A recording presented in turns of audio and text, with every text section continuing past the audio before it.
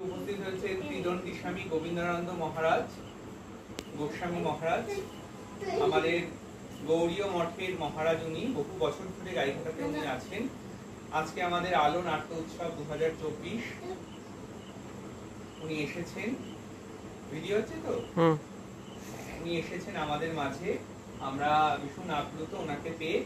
উনি প্রদীপ প্রজ্বলনের মাধ্যমে এবং আমাদের বট ও অশ্বত্থ গাছে জল দান করে আমাদের আজকের অনুষ্ঠানের শুভ সূচনা হবে। আজকে বিশ্ব নাট্য দিবস আমরা উদযাপন করছি 28 তারিখ, কালকে 27 তারিখ গেছে আমাদের শোয়ের জন্য। আমরা আজকে আমাদের উৎসবের থার্ড অংশ, থার্ড ফেজ করছি আমাদের আলো বৈদিক মঞ্চে। আমরা মহারাজকে প্রদীপ প্রজ্বলনের মাধ্যমে আমাদের অনুষ্ঠানের শুভ সূচনা করবো। তারপরে আমরা মহারাজকে বরণ করে নেব। একটু ফ্যানটা অফ করে দাও।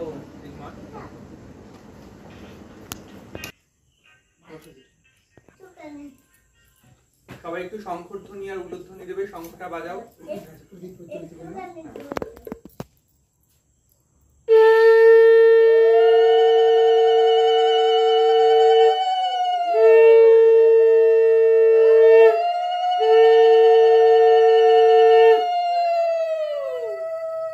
এবারে একটু অশ্বত্থর বট গাছে জল দান করে আপনি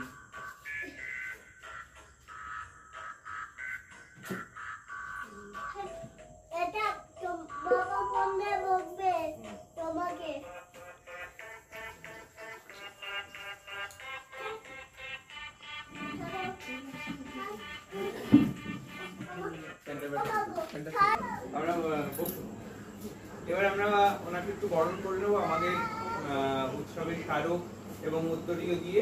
আমি ডেকে নেব শুভ্র পালকে। উত্তরীয় পরিয়ে দেবে আমাদের দলের সদস্য শুভ্র পাল।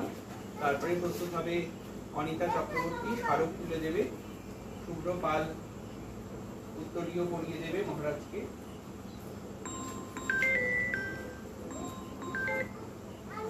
সাইডে যা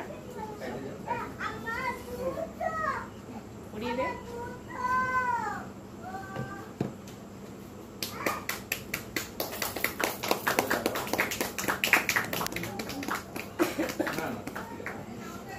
এবার আমি দেখে নেব অনিতা চক্রবর্তী মহাশয়াকে, আমাদের উৎসবের স্মারক তুলে দেবে।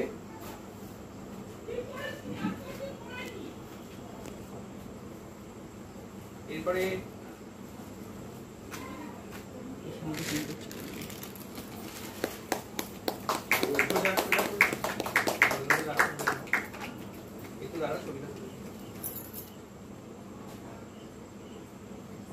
এরপরে একটু মিষ্টি তুলে দেবে আমাদের দলের আরেকজন সদস্য অনুশ্রী চক্রবর্তী। আমি ওনাকে ডেকে নিচ্ছি। তাড়াতাড়ি আপনি খুব দ্রুত বেগে চলে আসুন। মহারাজ পুজো পাঠান এখানে দিয়ে দিন।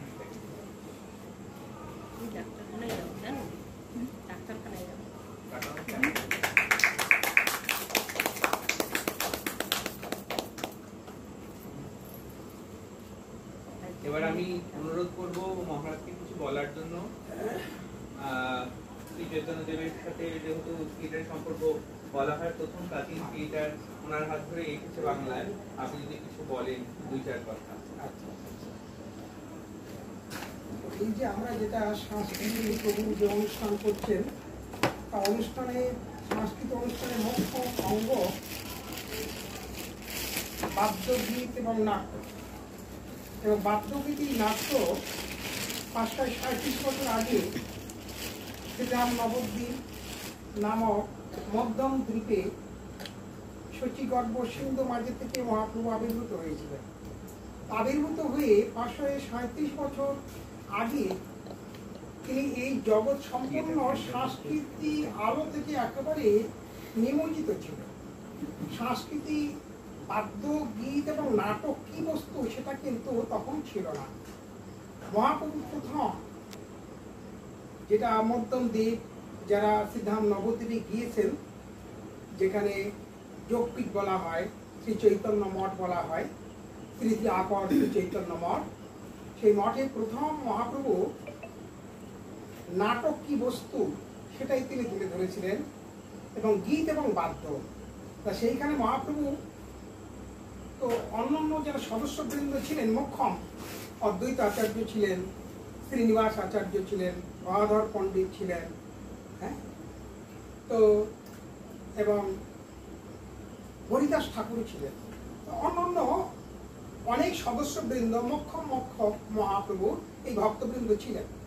ভক্তবৃন্দকে নিয়েই একদিন মহাপ্রভু বললেন যে আজকে এই চৈতন্য মঠ, অর্থাৎ এটা মহাপ্রভুর মাসির বাড়ি ছিল, এই মাসির বাড়ি থেকে আমি একটা নাটক করব। এবার নাটকে, সেই নাটকের মোক্ষম ভূমিকায় উনি রক্ষিণীর ভূমিকা নেবেন। হ্যাঁ, এইভাবে যখন সেই রক্ষিণীর ভূমিকা নিয়ে যখন নাটকটা তিনি করবেন, তো তখনই মহাপ্রভু বললেন যে সকলকে কিন্তু জিতেন্দ্রীয় হতে হবে। তখনই সংসারের মধ্যে ছিলেন অদ্বৈত আচার্য, শ্রীনিবাস আচার্য তার স্ত্রী মানি, হ্যাঁ, তো অদ্বৈত আচার্য তার স্ত্রী ছিলেন সীতাদেবী। হ্যাঁ, তো এইভাবে অন্তরঙ্গ ভক্তগণ তারা বললেন আমরা তো কিন্তু জিতেন্দ্রীয় হল, অতএব আপনার এই নাটকে আমরা কিন্তু অংশগ্রহণ করতে পারি।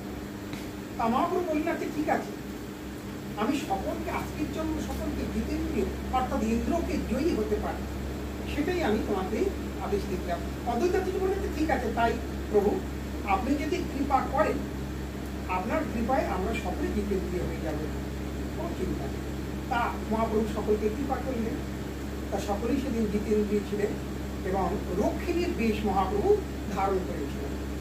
হ্যাঁ, আর অদ্বৈত আচার্য, হরিদাস ঠাকুর তাদেরকে কাউকে পাটাল, এইভাবে নাটকে নানান রকম আনুষঙ্গিক একত্র জোরে এক একজনের ভূমিকা দিয়ে তাদের সেইভাবে সাহায্য দিয়ে দিয়েছিলেন। হ্যাঁ, দিয়ে উনি যে নাটক শুরু করেছিলেন এই চৈতন্য মঠ। হ্যাঁ, আর রক্ষিণীর যে ভূমিকা ছিল, রক্ষিণীর ভূমিকা হচ্ছে বিধব রাজকন্যা ছিলেন। তিনি একমাত্র অনুরক্ত ছিলেন। একেবারেই যখন তার 8 বছর বয়স, তখন থেকে ভগবান অনাদিরাদি গোবিন্দ, ভগবান শ্রীকৃষ্ণ তাকে তিনি পতিত্ব বরণ করেছিলেন। তিনি কোনোদিন দেখেননি, শুনেছিলেন পাঠের মাধ্যমে যে একমাত্র এই মর্ত জগতে, এই মরণশীল জগতে একমাত্রই আমৃত্যু, যার কোনো মরণ নেই, যার কোনো জন্ম হয় না, জন্ম মৃত্যু রহিত, সেই অনাদি আদি গোবিন্দ তিনি হচ্ছেন একমাত্র জন্ম মৃত্যু থেকে রহিত। তিনি আদি পুরুষ এবং পরম পুরুষ, অর্থাৎ তিনি পরমেশ্বর ভগবান, সকল ঈশ্বর তিনি পরমেশ্বর ভগবান। তিনি হচ্ছেন আদি, তিনি বিশ্ব ব্রহ্মাণ্ডকে পরিচালনা করছেন, সমস্ত জীবের হৃদয়ের মধ্যে তিনি রয়েছেন।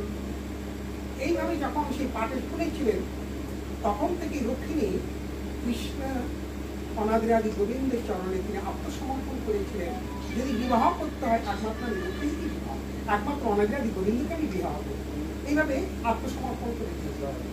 তো যখন এইবারে তখন তার বয়স 16 পৌঁছে গেল, তার তৎকালীন যুক্ত ছিল স্বয়ম্বর সভা, কিন্তু রক্ষিণী ভাইয়ের নাম ছিল রূপ, তিনি শিশুপালের হচ্ছে বন্ধু ছিলেন। তো তিনি স্থির করলেন যে আমার বোনেই যদি সুখ হয় একমাত্র শিশুপালের যে দমঘোষের কন্যা, হ্যাঁ, তো সেখানেই আমি দেব। আর কৃষ্ণের কত পরিচয় নেই, হ্যাঁ, অতএব কৃষ্ণ হাতে দিলে তাহলে আমার বোন দুঃখ প্রাপ্ত হবে, এটা স্থির করেছিলেন। কিন্তু বিধর্মরাজ এবং রক্ষিণী তারা পিতা এবং কন্যা দুজনেই সমর্পিত হয়েছেন একমাত্র কৃষ্ণের হাতে, সমর্পিত হয়ে যাবে তার একমাত্র কন্যা, এটা একবার আত্মসমর্পণ করেছে। কিন্তু যখন মৃত্যু হয়ে যায়, তখন বড় ছেলে সংসারের দায়িত্ব নিয়ে নেয় এবং তারই কথা অনুযায়ী চলতে হয়। সেইভাবে খুব দাপিয়ে রুক্ম তিনি একটা চাপ সৃষ্টি করলেন যে বাবা তোমার কথা কোনো রকম নেওয়া যাবে না, আমার বোনের সুখ একমাত্র যদি হয় ওই দমঘোষের পুত্র শিশুপালে হতে পারে। এইভাবে একেবারে সমস্ত ডিক্লেয়ার করে দিলেন এবং সেই সঙ্গে স্বয়ম্বর সভা আয়োজন করে দিলেন। দেশ বিদেশ থেকে বহু রাজা আসলেন। তা আগে ভাগে তো শিশুপালে নিমন্ত্রণ হয়ে গেছে, দমঘোষ একবারে বহু সৈন্য সামন্ত হ্যান নিয়ে এসেছেন। মানে সবসময় একটা তো ভয় ছিল, না জেনে কৃষ্ণ কি করে। তা সেই মুহূর্তে তো রক্ষিণী একটা চিঠি লিখেছিলেন, এই ব্রাহ্মণের হাতে সেই চিঠিটা দিয়ে পাঠিয়েছিলেন অনাদিরাদি গোবিন্দকে। পাঠিয়ে দিয়ে সেই চিঠিতে লিখেছেন যে আমার এই দেহটা যেন শৃগালের ভক্ষ না হয়। হে প্রভু, হে অনাদিরাদি গোবিন্দ, আপনি আমার প্রতি, আমি সর্বস্ব যা কিছু আছে সব কিছু আপনার চরণে আমি উদ্ধার করে দিয়েছি, তা আপনি কৃপা করে আমাকে গ্রহণ করবেন। তা যেদিন স্বয়ংবর সভা হবে, তো সেই দিন ঠিক তখনকার দিনে বিবাহ যখন কন্যাপক্ষ হোক ছেলেপক্ষ যখন শুরু হোক, তখনকার দিনে ছিল। আজ থেকে হয়তো 10 বছর কি 20 বছর আগে কোনো দেবালয় থাকলে সেখানে প্রণাম করিয়ে তারপরে শুরু যাত্রা করত। তা ঠিক সেই রকম চিঠিতে লিখে দিয়েছেন রক্ষিণী যে দুর্গা মন্দির আছে, তাই সেই দুর্গা মন্দিরে আমি যে সময়, সেই ধরুন বেলা 10টা হোক, সেই সময় যখন আমি প্রণাম করতে যাব, আমার সখী দেখবেন কতটা কেউ থাকবে না, আমার পারিষদ বর্গ সখীরাই তাদেরকে নিয়ে আমি যখন দুর্গা মন্দিরে প্রণাম করতে যাব, তা আপনি সেই সময় আপনি আমাকে হাত ধরে তুলে দেবেন। কোন সময় নেবেন সেটাও উনি চিঠিতে লিখে দিয়েছেন। এইভাবে চিঠিটা নিয়ে যখন ব্রাহ্মণ চলে গেলেন দ্বারকায়, ভগবান কৃষ্ণের হাতে দিলেন। কৃষ্ণ পড়ে দেখলেন যে আত্মসমর্পণ করে দিয়েছেন, তাকে রক্ষা করতেই হবে, দিতে হবে। তাই কৃষ্ণ তিনি মানে বিনা সৈন্য সামন্তে একাই বেরিয়ে পড়লেন রথ নিয়ে। তা কিছুক্ষণ পরে বলরাম এসেছেন যে ভাই কোথায় গেছে, বলছে ভাই এরকম বিদর্ভ রাজ্যে চলে গেছে। আর ইয়ে তো মানে মহা বিপদের মধ্যে পড়ে যাবে, ও তো সৈন্য সামন্ত কিছু নিয়ে যায়নি, ওরা তো একেবারে ঘেরোয়া করে সৈন্য সামন্ত নিয়ে।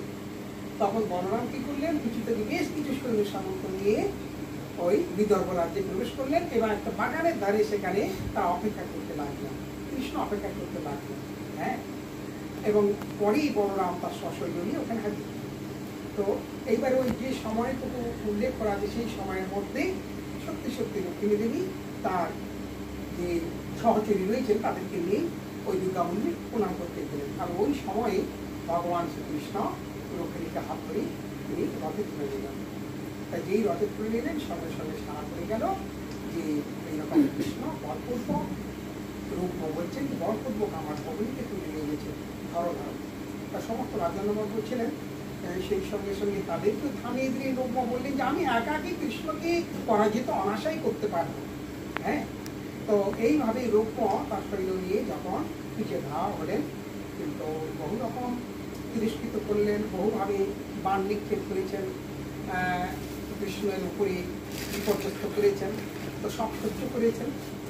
সহ্য করা সত্ত্বেও যখন কৃষ্ণকে বার্তা কটূক্তি করছে, তা তখন কৃষ্ণ তো রুক্ম অর্থাৎ এখন তো মানে বড়শালা যেটা কথা বলা হয়, মানে বড় কুটুম্ব হয়ে গেছে, তাকে মানে একবার এত অত্যাচার করেছেন যে প্রাণে মেরে ফেলার জন্য প্রস্তুত নিয়েছেন কৃষ্ণ। তা বোন কি ভাই যত অত্যাচারী হোক তোমরা আমার ভাই। হ্যাঁ, তাকে রুক্মিণী বললেন যে আপনি এটা করতেন না। হ্যাঁ, তা কৃষ্ণ আছে ঠিক আছে। কৃষ্ণ কি করলেন না, দুটো হাত বেঁধে রেখে দিয়েছেন। এমন সময় বলরাম এসেছে, বলরাম এসেই মাত্র কৃষ্ণকে বলছে, আরে তুমি করো কি করলে, তুমি তো জানো না উনি কে, তোমার তো কুটুম্ব হয়ে গেছে, ছাড়ো ওনার হাত, বন্ধন খুলে দাও। তার সঙ্গে সঙ্গে বন্ধন খুলে দিলেন, রূপ চলে গেলেন। রূপ প্রতিজ্ঞা করলেন যে আমি সময় পেলে আবার প্রতিশোধ নেব। তো যাই হোক, এই ভূমিকায় তো রুক্মিণী দেবীর ভূমিকাটা ছিল খুব গভীরতম, খুব মানে ক্রন্দনের ভূমিকা বলা যায়, খুব কষ্টের ভূমিকা বলা যায় যে কৃষ্ণ আমাকে গ্রহণ করবেন কিনা, আমি তাকে কোনোদিন দেখি নাই, শুধু শুনেছি। তাই রুক্মিণীর ভূমিকাটা ওখানে তোমার ভাগবতের মধ্যে আমরা সেখানে দেখেছি যে রুক্মিণীর ভূমিকাটা খুব কষ্ট সাথে করছে। হ্যাঁ, এইভাবে ভগবান শ্রীকৃষ্ণের প্রথম পাটনানের থেকে রুক্মিণী দেবী ছিল। হ্যাঁ, তাহলে আমরা দেখছি যে এই যে নাটকের ভূমিকাটা প্রথম কিন্তু 537 বছর আগে মহাপ্রভু নিয়ে এসেছিলেন নাটকের ভূমিকা, এটাই নিয়ে আসলেন। এবং সেই সঙ্গে নৃত্য এবং যেটা কীর্তন বা গীত, সেটাও মহাপ্রভু জগতে নিয়ে এসেছিলেন। তখন ছিল পণ্ডিতের পীঠস্থান, কে কতটুকু শাস্ত্রী শ্লোক একে অপরকে বলে একে অপরকে ঠকাতে পারে, বড় হতে পারে, এইরকম ধরনের ছিল। কিন্তু কোনো সাংস্কৃতিক কালচার বলতে কিছু ছিল না। হ্যাঁ, প্রথম মহাপ্রভু আমরা শাস্ত্রবিধি অনুযায়ী যেটা দেখতে পাচ্ছি সেটা হচ্ছে কিন্তু মহাপ্রভু এই প্রথম এই নাট্য গীত, নাট্য মানে একটা অভিনয়।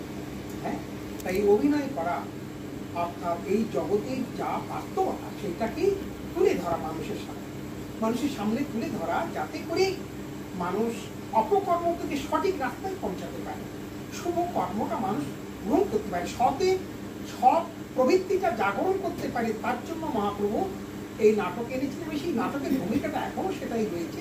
একদিকে থাকছে কিছু বিপর্যস্ত মানুষ, কিছু নিষ্ঠুর মানুষ, কিছু মানে আত্মঘাতী অপরকে সৎ মানুষকে সবসময়ের জন্য তাদেরকে নিপীড়ন করা, শোষণ করার এক ধরনের মানুষ।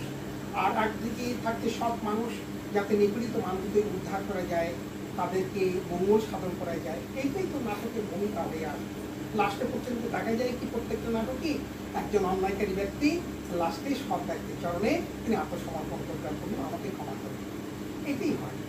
সেই বাস্তবতাই হচ্ছে নাটক, সেটা হচ্ছে অভিনয়, সেটা প্রভু এখানে প্রভু সেটা করছেন। আরও একটা কথা যেটা একটু বলে আমি ছেড়ে দিই, আপনার তো অনেক দেরি হচ্ছে নাকি। তা এখন বর্তমানে আমাদের তো সকলের বয়স হয়ে গেছে, ডাক্তারবাবুর কাছে গেলেই বলেন হাতে তালি দেবে, কেননা সমস্ত নার্ভের শেষ অংশ হচ্ছে হাত, পা তো চলে, হাতে তালি দেবে, এইভাবে জোরে জোরে তালি 108 বার তালি দেবে। তা তালিটা কোথায় থেকে আসবে? তালিটা এসেছে মহাপ্রভু তার লীলার মধ্যে আমরা দেখছি। মহাপ্রভু হচ্ছে 10 মিলি নিজ ঘরেতে বসিয়া কীর্তন করসরে হাতে তালি দিয়া।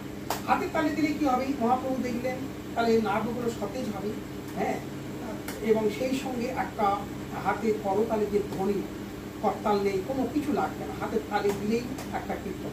আর মহামন্ত্র এমনভাবে নিয়ে এসেছেন যে কোনো গানে ফিট করলেই সেটা গান, তাই তোমার মহামন্ত্র এমন 3216 নাম দিয়ে এনেছেন জগতে, যে কোনো সুরের সঙ্গে ফিট করলেই ওই গান গাওয়া যায়। তা হাতে তালি দেওয়াটা সেটাও মহাপ্রভু এনেছিলেন, যে হাতে তালি দিলে আমাদের সর্বাঙ্গীন শারীরিক উন্নতি হবে। সেই সঙ্গে সঙ্গে আমরা যতটুকু পারি, সবসময় কাজে মানুষ ব্যস্ততা রয়েছে, তার মধ্যে অন্তত 24টা ঘন্টার 1 মিনিট করে 24 মিনিট, অন্তত সেই 24 মিনিটটুকু ভগবানের জন্য নাম গুণগান করতে, তাহলে তার পারমার্থিক কল্যাণ হবে, সেই জন্য তার আত্মকল্যাণ। এবং আমাদের ব্যস্ততা মস্তিষ্ক, এই মস্তিষ্ক একমাত্র সুস্থ রাখতে গেলে ঝগড়াঝাটি অশান্তি তার মধ্যে থেকে আমরা যদি মস্তিষ্ক সুস্থ রাখতে চাই, আমরা অনেকের জন্য যদি মহামন্ত্র গুণকীর্তন করি, তাহলে দেখা যাবে ওই বিপদগামী থেকে আমরা কিছুটা সুস্থ পাবো, রিলিফ পেয়ে যাবো। হ্যাঁ, তার জন্য এই মহামন্ত্র গুণকীর্তন করার জন্য মহাপ্রভু হাতে করতালি দিয়ে নামে ভূমিকাটা নিয়ে এসেছেন। হ্যাঁ, তাহলে এই পর্যন্ত থাকবে।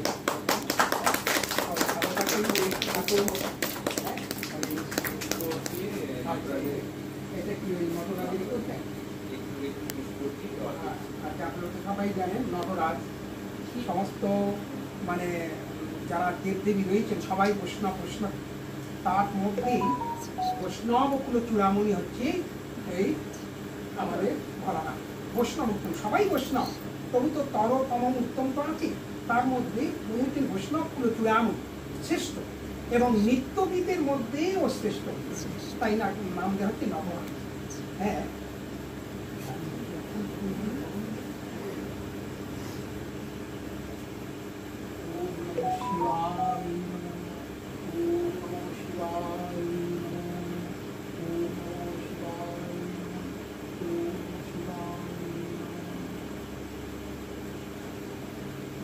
ওম হর শঙ্কর শিব সম্ময়ং দেবদেব মহাদেব হর হর ওম হর শঙ্কর শিব সম্ময়ং দেবদেব মহাদেব হর হর